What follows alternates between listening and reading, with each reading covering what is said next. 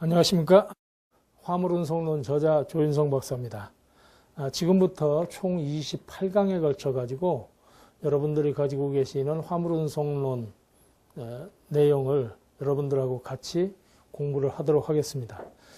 28강이라는 것이 많은 것 같지만은 실질적으로 여러분들 교재를 중심으로 해서 모든 내용을 다 설명드리고 여러분들이 다 이해할 수 있도록 하는 데는 사실은 턱없이 부족한 그런 시간입니다. 그래서 28강 동안 여러분들 교재 중에서 여러분들이 화물운송 관리 업무를 하는데 꼭 필요한 내용들, 또 여러분들이 물류관리사 수험 준비를 하는데 꼭 필요한 내용들, 이러한 내용들을 축약해서 28강으로 정리를 했고 그 내용을 중심으로 여러분들하고 같이 공부를 하도록 하겠습니다. 그러면은 이 시간에는 화물운송론 첫 시간으로서 운송에 대한 이해라는 타이틀로 공부를 해보도록 하겠습니다. 이 과목 타이틀에는 운송의 개념이 뭔지, 그 다음에 운송의 기능은 어떤 것이 있는지, 운송은 왜 중요한지, 왜 운송관리가 중요한지, 그 다음에 운송은 경제적으로 어떠한 역할을 하고 있는지, 그 다음에 운송에는 어떠한 종류가 있는지, 그 다음에 운송이 이루어지기 위해서는 세 가지의 요소들이 필요한데 그것은 어떤 것들이 있는지, 그 다음에 운송을 공부하기 위해서는 운송에 사용되는 여러 가지 용어의 정확한 의미를 여러분들이 이해를 해야 전체적인 그 운송 관리의 내용을 이해할 수 있기 때문에 중요한 운송 용어에 대해서 알아보도록 이런 내용으로 해서 이 시간을 강의하도록 하겠습니다. 자, 첫 번째로 운송이라는 것이 뭐냐 하는 것을 살펴보겠는데, 운송이라는 것은 사람이나 재화의 공간적, 시간적 장애라는 것은 문제죠. 공간적으로, 그러니까 장소적으로 어떤 문제가 발생하고 있는지, 제품을 생산해서 소비자들한테까지 제품을 이전시키는 과정에 어떠한 문제가 있는지를 해결하고, 또 시간적으로 생산을 해서 소비될 때까지의 그 시간 차이에 발생하는 문제를 해결하기 위해서 운송이 사용되는 거고, 그런 장애를 극복하기 위해서 자동차나 철도, 선박, 항공기, 운송수단이죠. 이런 운송수단을 이용해서 장소적으로 이동시키는 이러한 물류 활동을 운송이라고 그렇게 얘기를 한다 하는 거죠. 그런데 이렇게 장소적으로 이동을 시키면은 어떠한 그 경제적인 효과가 있느냐? 바로 부가가치가, 상품의 부가가치가 증대된다는 거죠.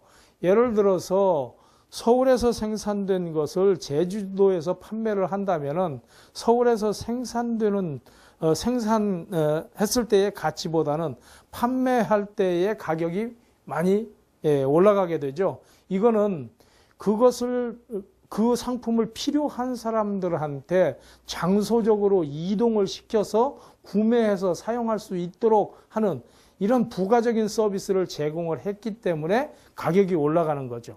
그래서 이렇게 생산된 제품을 장소적으로 이동을 시켜줌으로써 재화의 가치가 올라가는 거다. 그러한 역할을 운송이 하는 거다. 이렇게 이해를 하시면 되겠습니다. 이러한 운송이라는 것은 이렇게 굉장히 중요한 역할을 하고 있지만 운송 자체가 능동적으로 본원적으로 어떤 활동을 할 수 있는 것은 아닙니다. 운송이라는 것은 화물이 생산이 되고 또는 소비자가 주문을 하고 또는 판매점이 판매를 하기 위해서 주문을 하고, 이러한 생산과 유통과 소비에 이런 그 활동이 발생했을 때 비로소 운송이 이루어지는 거죠. 운송을 하면은 부가가치가 올라가기 때문에 무조건 운송을 해놓자, 이런 것은 아니죠. 그래서 우리가 운송을 파생적인 수요다, 이렇게 이 얘기를 하는 겁니다. 두 번째 이제 운송의 그 어떤 특징은 뭐냐면은 무형의 재화죠.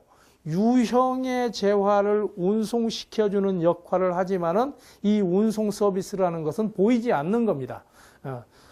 보이는 것은 여러분들이 볼 수 있는 것은 차량이라든지 선박 항공기와 그 위에 실려 있는 화물만 볼 수 있는 거지 실질적으로는 그 형태가 이동하는 그 서비스 형태가 보여지는 것은 아니죠. 무형의 재화인데 이런 무형의 재화는 소멸성, 무형성, 동시성, 이질성이라는 특성이 있죠. 소멸성이라는 것은 운송이라는 그 서비스를 제공하기 위한 모든 장비라든지 인원이라든지 이러한 자원들이 서비스를 생산하지 않고 있으면은 그 자원에 투입된 그 비용들이 원가들이 소멸되는 날아가 버리는 이러한 그 특성이 있다. 그 다음에 이제 무형성이라는 것은 우리가 운송이 분명히 되고 있지만은 그것을 눈으로 직접 확인하거나 만질 수 없는 이런 무형성이 있고, 동시성이라는 것은 화물 운송을 요청을 했을 때 비로소 운송 서비스가 제공이 되는, 요청과 동시에 운송이 이루어지는 이러한 그 동시성이 있다. 일반적인 상품들은, 재화들은 미리 생산을 해 놓을 수가 있지만은 이러한 운송 서비스, 이런 서비스라는 것은 고객이 주문이 들어와야 비로소 생산이 이루어지는 거죠. 그래서 운송뿐만 아니라 모든 서비스들은 이렇게 무형의 재화들은 동시성이 있는 겁니다. 그 다음에 이질성이라는 것이 있는데, 이질성이라는 건 뭐냐? 똑같은 운송 서비스를 제공을 하더라도 어떤 사람은 좋게 평가를 하고 어떤 사람은 나쁘게 평가를 할 수도 있고, 또 똑같은 운송 서비스를 제공을 해야 되는데 어떠한 운송 기사 또는 운송 차량들은 빨리 가고 친절하게 가고 정확하게 가는 반면에 어떤 사람들은 또 그렇지 못한 경우들이 발생을 할 수가 있죠. 그래서 제공하는 서비스도 매번 달라질 수가 있고, 똑같은 서비스를 제공을 해도 그걸 서비스를 제공받는 사람이 다르게 평가할 수 있는 이러한 내용이 이질성이라는 거죠. 이러한 무형의 재화로서의 특징을 가지고 있다. 그 다음에 이제 운송은 점점 그 경제 규모가 확대되고 또 글로벌라이제이션이 되다 보니까 국제무역이 활성화되고 거기에 따라서 운송이 더 중요해졌죠. 과거에는 국내에서 부품도 만들고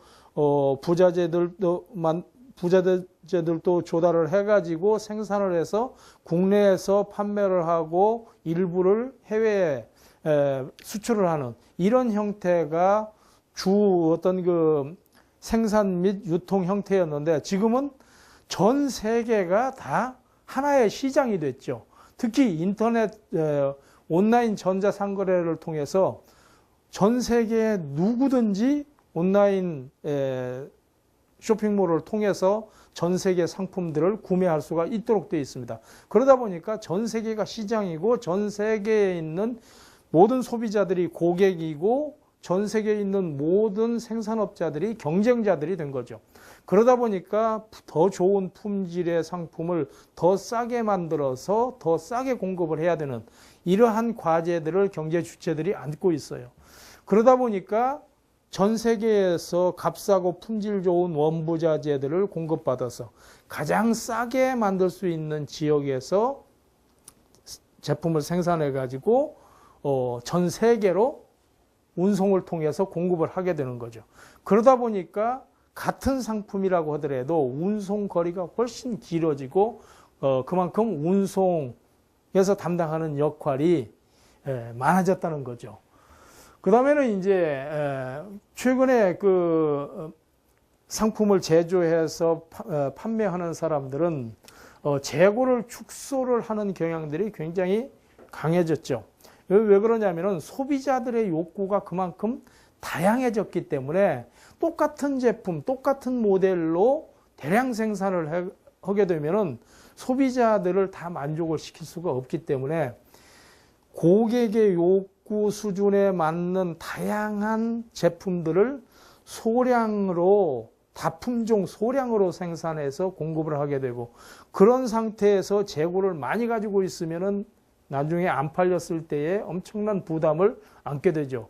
그래서 생산업체나 유통업체들은 상품들을, 다양한 상품들을 만들 때 재고 수준을 적게 가지고 가는 이러한 사업 전략들을 추진을 하고 있죠. 그러다 보니까 이제 운송은 소량으로 해서 자주자주 배송을 해줘야 되는 이런 형태로 바뀌고 있어요. 이런 것들은 굉장히 어렵죠. 더군다나 자주자주 가다 보면은 just in time, 고객이 원하는 시점에 정확히 전달을 해줘야 되는 이런 어려움까지 겪고 있다. 그런 가운데서도 우리의 운송업체들의 고객인 생산업체나 유통업체들은 계속 자기들 간의 치열한 경쟁 속에서 원가를 줄여야 되다 보니까 운송 쪽에도 계속 경제적인 운송 서비스 제공을 요구를 하면서, 그러면서도 원가가 더 많이 들어가는 고객 만족적인 서비스를 해달라는 요구가 계속 증가가 되고 있죠. 그래서 원가를 줄이면은, 운송 원가를 줄이면은 원래는 고객 서비스 품질이 낮아지고, 또 고객 서비스 품질을 높이려고 하다 보면은 원가가 높아질 수밖에 없는데, 이러한 갈등 관계를 계속 요구를 하는 거죠. 그래서 운송은, 앞으로 운송의 과제는 어떻게 하면은 고객 서비스 품질도 높이면서 경제적인 서비스를 할 수 있느냐, 여기에 이제 초점이 맞춰진다는 거죠. 운송의 기능은 기본적으로는 제품의 이동 기능이 가장 본원적인 기능입니다. 그래서 생산된 장소에서 소비지까지 이렇게 이동하는, 제품을 이동하는 기능이 기본인데, 그러한 제품 이동 기능 외에도 일단 제품을 운송수단에 실어서 목적지까지 갈 때까지 시간이 걸리기 때문에 그 시간 동안에 제품이 안전하게 유지가 되어야 되겠죠. 안전하게 유지된다는 얘기는 수량도 안전하게, 품질도 안전하게 이렇게 유지가 되어야 되죠. 그래서 운송하는 동안에 이러한 제품의 보관 기능까지도 같이 수행을 해야 된다 하는 거죠. 세 번째는 이제 시간 조절 기능도 있다, 이렇게 얘기를 합니다. 시간 조절 기능이라는 것은 원래는 보관이 수행을 하는 거죠. 보관이라는 물류 기능이 생산된 제품을 판매될 때까지 또는 소비될 때까지 안전하게 창고 속에 넣어두고 관리하는 것이 이게 보관 기능인데, 운송에서도 구매자가 또는 소비자가 얼마나 빨리 그 제품을 받기를 원하느냐에 따라서 운송수단을 달리 선택을 하고 운송 방법을 달리 할 수 있다는 거죠. 그래서 예를 들어서 미국에 있는 사람이 내일 받기를 원한다 또는 모레 받기를 원한다, 그러면 어떻게 해야 됩니까? 배로 운송해서는 안 되고 항공으로 운송을 해야 되겠죠. 또 제주도에 있는 사람이 내일 받기를 원한다, 그러면 택배로 보내야 되고, 물론 운송임은 올라가겠죠. 그렇지만은 어쨌든 고객이나 구매자가 원하는 시간에 맞추어서 운송 수단을 선택을 하고 운송 방법을 결정을 해서 운송을 해줄 수가 있기 때문에 이런 것은 운송의 시간 조절 기능이다, 이렇게 얘기를 할 수가 있는 거죠. 그래서 세 가지 기능을 수행을 하고 있다. 운송이 왜 중요하냐? 첫 번째는 운송비가 물류비 중에 가장 많은 포션을 차지하고 있습니다. 국가물류비 통계에 의하면 2013년 기준해 가지고 전체 국가물류비의 69.3%가 운송비입니다. 총 101조 정도가 운송비로 지출이 되고 있는 걸로 이렇게 나타나고 있어요. 그래서 물류비를 절감하기 위해서는 근본적으로 운송비를 절감하지 않고는 절감 활동을 한다 하더라도 그 효과는 굉장히 미약할 수밖에 없죠. 그래서 운송이 가장 중요한 물류 분야다. 그다음에 앞에서도 말씀드렸듯이 글로벌 아웃소싱과 운송의 복합 물류화가 이루어지고 있기 때문에 이게 운송을 잘 관리를 해야 된다.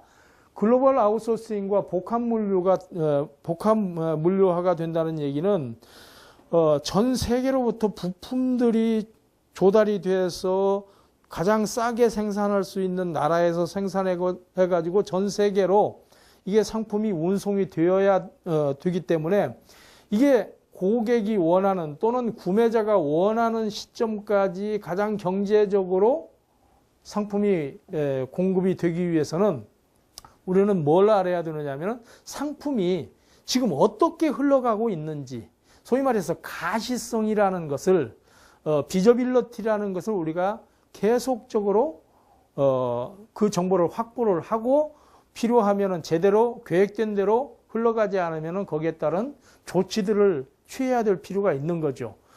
그래서 과거처럼 국내에서 만들어 가지고 국내에서 소비를 한다면은 쉽게 같은 국내라는 이런 제한적인 장소 때문에 쉽게 어떤 조치를 취할 수 있지만은 지금은 그런 행위들이 전부 국외에서 발생하는 경우가 대부분이기 때문에 이런 그 운송의 흐름이라든지 제대로 안 됐을 때에 어떠한 조치를 취해야 될 건지 이런 것들이 굉장히 중요한 물류 관리 활동으로 됐다는 거죠. 그래서 이제 운송이 중요하고 앞에서 말씀드렸듯이 재고가 계속적으로 축소가 되면서 소량 다빈도 배송으로 운송을 해줘야 되고 그 다음에 저스트 인 타임으로 배송을 해주려고 하다 보니까 정밀하게 관리를 할 수밖에 없는 이러한 상황이 돼 있다. 그 다음에 앞에서도 말씀드렸듯이 운송은 물류의 6가지 기능, 운송, 보관, 하역, 포장, 유통, 가공, 정보 이 6가지 기능 중에서 고객과 직접적으로 마주치는 이러한 기능은 운송밖에는 없어요. 그러니까 구매한 상품을 구매자한테 전달하는 기능이 바로 운송이기 때문에 고객을 직접 만나는 거죠. 그때에 얼마나 친절하고 안전하고 정확하고 또 고객이 원하는 대로 전달을 할 수 있느냐, 이게 결국은 판매자의 고객을 만족시키는 방법이죠. 그래서 이런 고객 만족이라는 것이 모든 기업의 화두이기 때문에 이런 고객 만족을 시키는 이런 운송이 되어야 되죠. 그러다 보니까 그렇게 고객 만족적으로 관리를 하기 위해서는 굉장히 어려움이 따르고 그래서 운송이 중요하다 이런 얘기죠. 운송이 어떤 경제적인 역할을 하느냐 하는 것을 살펴보면 첫 번째로는 물품의 교환을 촉진을 하죠. 교환이라는 것은 판매입니다. 물품을 전달하고 돈을 받고 하는 운송이 원활하게 이루어져야 내가 원하는 상품을 살 수가 있는 거죠. 그리고 기업들은 또 그 상품을 팔아서 돈을 회수할 수 있는 거죠.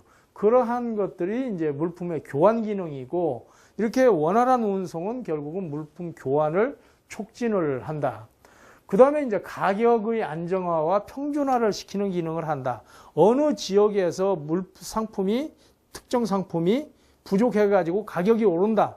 그러면은 효율적인 운송수단을 이용을 해서 거기에 돈 벌 수 있는 기회를 포착한 판매업자들은 운송을 이용해서 상품을 공급을 하게 되겠죠.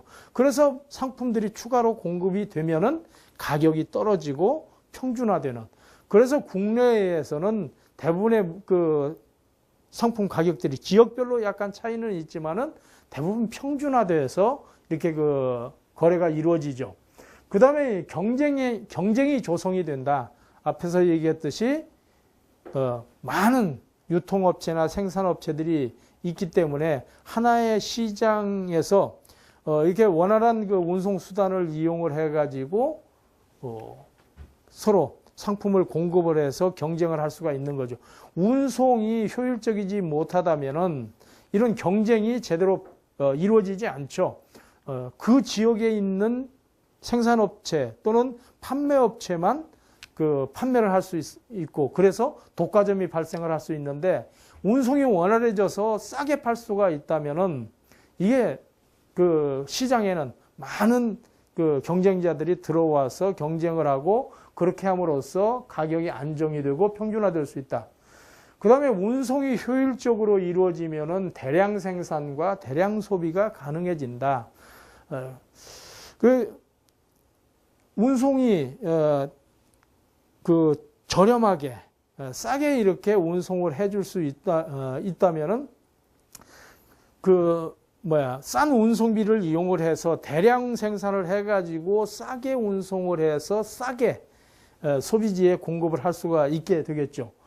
그래서 이제 그런 그 대량 생산과 대량 소비가 가능해지고 도시화가 이루어진다. 도시화가 이루어진다는 얘기는 운송 거점을 중심으로 해가지고 여러 이제 물류센터도 들어서고 또 그 물류센터를 지원하는 여러 그 기능들이 들어서고 또 거기에 필요한 인력들이 또 주위에 거주를 하고 이러면서 점점점 도시화가 되죠. 대표적인 게 이제 항만과 같은 거죠. 항만, 공항. 항만이 생기면은 주위에 여러 물류업체도 들어가고 또 뭐 은행도 들어가고 통관업체도 들어가고 또 거기에 인력을 필요한 인력들이 또 주위에 거주하고 이러면서 이제 도시화가 되는 거죠. 그래서 항구들이 다 이런 그 운송이라는 것 때문에 커지게 되죠.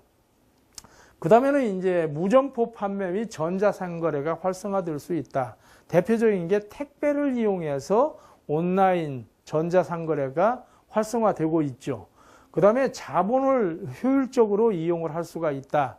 이 얘기는 공장을 만들어 놓으면은 판매할 수 있는 시장이 크고 많은 상품을 판매할 수 있어야 그 공장에 투자된 자본의 효율성을 높일 수가 있죠.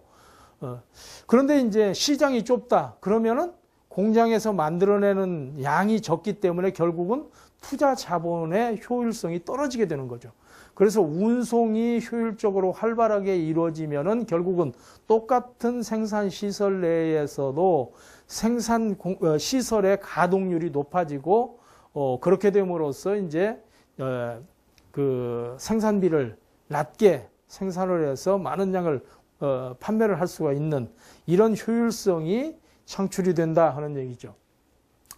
자, 운송의 구분은 크게 보면은 육상, 해상, 항공, 그 다음에 복합운송 이렇게 나누어집니다.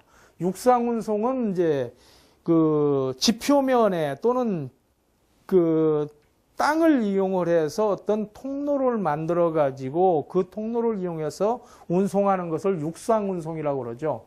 그래서 육상운송에는 공로운송, 철도운송, 삭도는 케이블카를 얘기하는 겁니다. 삭도운송, 파이프라인 이렇게 네 가지 종류가 있고 그 다음에 이제 해상운송에는 원양해운 이거는 국내 항구에서 외국 항구로 이렇게 그 외국으로 운송하는 것을 말하는 거고 연안해운은 국내 항구 간에 운송하는 것을 얘기하는 거죠. 내수면 운송은 하천이나 호수나 이런 그 강과 호수 이런 데서만 운항을 하는 이러한 그 운송을 하는 이러한 그 운송을 내수면 운송이라고 그러는데 해상 운송은 이렇게 세 가지로 구분할 수 있고 항공 운송은 항공기를 이용해서 운송을 하는 거죠. 복합 운송이라는 것은 이렇게 각각의 다른 운송 수단을 결합을 해서 운송하는 형태를 우리가 복합 운송이라고 한다. 이 뒤에 이제 이러한 내용을 자세하게 여러분들이 공부를 할 겁니다. 운송 시스템은 이렇게 기본적으로 세 가지 요소가 있어야 운송이 가능해지는 거죠. 첫 번째는 노드, 두 번째는 링크, 세 번째는 모드라는 거죠. 그래서 노드라는 것은 뭐냐면은 운송의 연결점입니다. 그러니까 화물이 출발하기 위해서는 이제 차량이나 그런 어떤 운송 수단이 결합이 되어야 되겠죠. 그래서 화물이 발생을 해가지고 운송 수단에 실는 장소 또는 도착을 해서 내리는 장소 또는 중간에서 뭐 환적 다른 운송수단으로 옮겨 싣거나 이러한 그 중개행위 이런 것들을 할 수 있는 장소가 장소적인 개념이 노드죠. 그래서 터미널이라든지 물류센터, 공장, 판매점 이런 것들이 모두 운송 연결점 노드에 해당되는 거죠. 그 다음에 이제 운송 경로, 링크는 운송 수단이 통행하는 통로죠. 그래서 도로, 철도, 케이블, 해로, 내수면로, 항공로, 파이프라인 이런 것이 다 통로가 되고 경우에 따라서는 뭐 항구에 설치되어 있는 부교나 잔교 이런 것들도 여기 경로, 링크에 포함이 됩니다. 그 다음에 모두는 운송수단을 얘기하는 거죠. 뭘 가지고 화물을 운송을 하느냐. 그래서 트럭, 철도, 선박, 항공기, 파이프라인 뭐 이런 것들이 모두에 해당이 되죠. 그래서 링크에도 해당이 되고 모두에도 해당이 되는 것이 파이프라인이다. 이런 것까지 여러분들이 이해를 하시면 되겠습니다. 자, 다음은 이제 중요한 운송 관련 용어에 대해서 좀 알아볼 텐데요. 우선 운송이라는 것이 뭐냐? 운송이라는 것은 앞에서도 얘기했듯이 화물의 장소적인 이동을 나타내는 운송의 최상위 개념을 우리가 운송이라고 한다. 그 밑에 이제 수송과 배송이라는 것이 있습니다.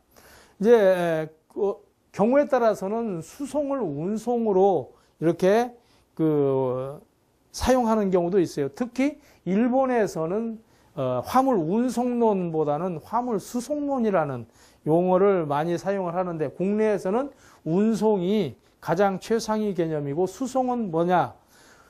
장거리의 대량 운송을 하는 경우를 수송이라고 그러고 그 다음에 근거리에서 배달을 하거나 픽업을 하는 것을 배송 또는 집배송 이렇게 얘기를 하는 거죠. 그래서 우리가 일반적으로 수배송 이렇게 얘기를 하죠. 그래서 수배송 하면은 장거리 대량 운송과 근거리의 근거리 소량으로 배달하는 것 이렇게 합쳐가지고 수배송이라고 그렇게 얘기를 해요.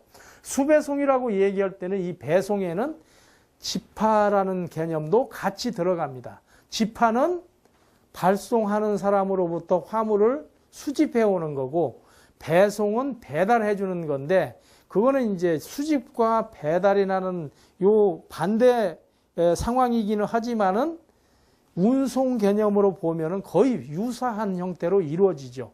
그래서 수배송 하면은 집파도 같이 포함되는 그러한 의미가 있다. 이렇게 이해를 하시고 운반이라는 용어가 법률적으로도 많이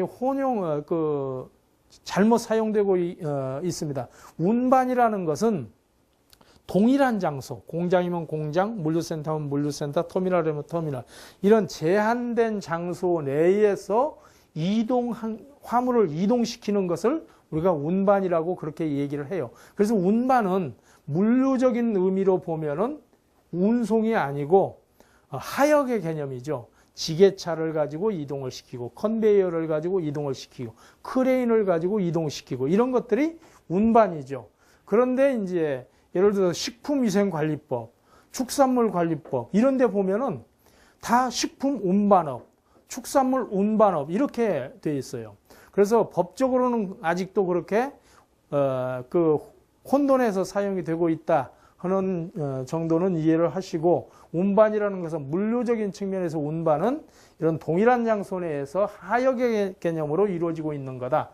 이렇게 이해를 하시고 공동수배송이라는 것은 여러 기업들의 화물을 하나의 차량에다가 혼적해서 수송하거나 배송하는 형태를 공동수배송이라고 합니다. 그 다음에 노선운송이라는 것은 일정한 구간과 장소를 방문하는 장소를 정해놓고 반복적으로 운송하는 것을 노선운송이다. 이렇게 얘기를 하죠. 그래서 대표적인 게 전기화물의 노선 또는 그 해상 운송에서 전기선의 그 전기선 운송 이런 것들이 대표적인 노선 운송이죠.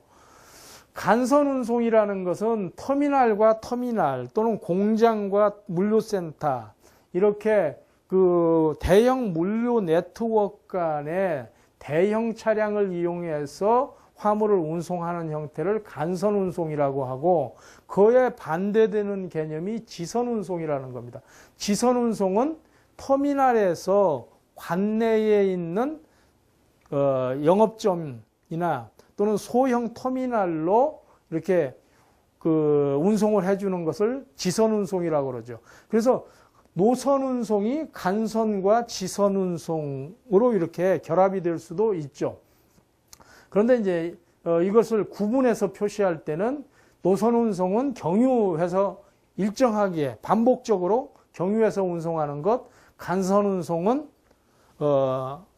주요 물류 네트워크 간의 대형 차량을 이용해서 운송을 하고, 그렇게 간선 운송으로 운송된 화물을 배달해주는 이런 형태를 지선 운송이라고 얘기를 한다. 셔틀 운송은 이 지선 운송 형태가 셔틀 여러 군데를 경유해서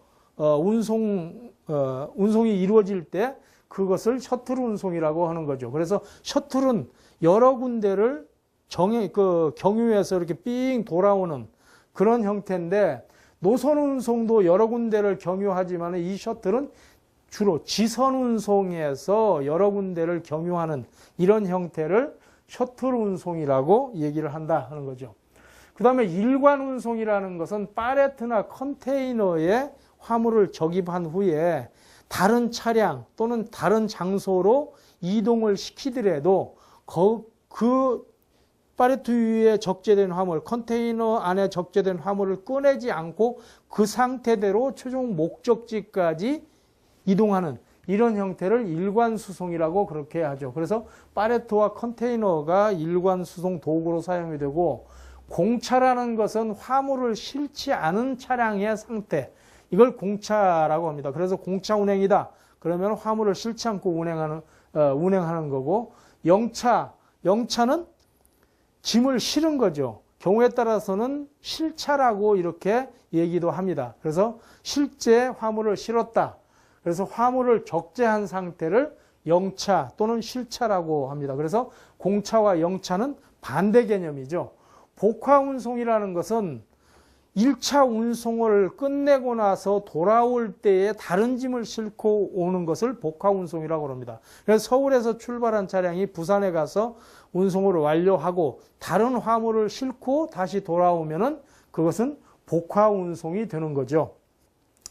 자, 그 다음에는 이제 TL과 LTL, FCL과 LCL이라는 개념이 있는데, TL이라는 것은 트럭로드의 약자예요. 트럭로드라는 것은 한 화주의 화물을 하나의 차량에 실는 것이 TL입니다. 트럭로드.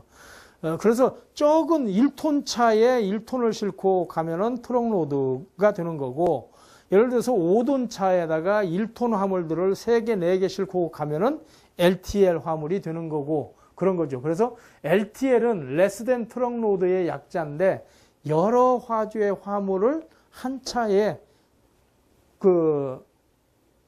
혼적해서 실는 이런 형태를 얘기를 해요.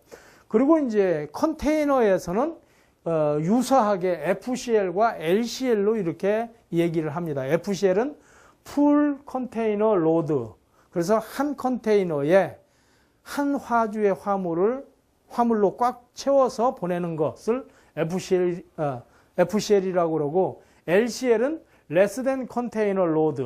그래서 한 컨테이너에 한 화주의 화물이 다 안 차기 때문에 여러 화주의 화물을 모아서 같이 이렇게 혼적해서 실는 경우를 우리가 LCL 화물이다 이렇게 얘기를 한다는 거죠.